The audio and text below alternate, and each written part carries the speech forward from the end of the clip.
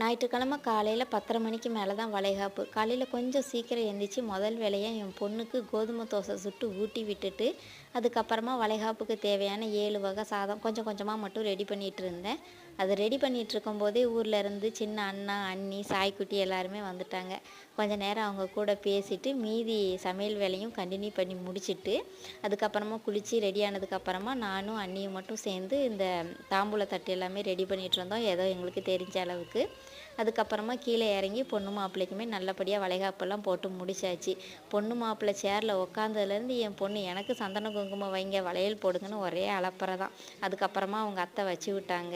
ஃபங்க்ஷனுக்கு வந்தவங்களுக்கு எல்லாம் நல்லபடியாக சாப்பாடு போட்டு கவனிச்சிட்டு அவங்க கிளம்புனதுக்கப்புறமா அந்த இடத்தெல்லாம் நல்லா க்ளீன் பண்ணிவிட்டு கொஞ்சம் நேரம் ரெஸ்ட்டை போட்டுட்டு நைட்டு போல் எங்களுக்கு பிடிச்சதெல்லாம் கடையில் வாங்கி சாப்பிட்டுட்டு அப்படியே ரிட்டன் கிளம்பியாச்சு. கொஞ்சம் சீக்கிரமாக பஸ் ஸ்டாண்டுக்கு வந்ததுனால வெறிக்க வெறிக்க சுற்றி வேடிக்கை பார்த்துட்டு மெதுவாக பஸ்ஸில் ஏறியாச்சு.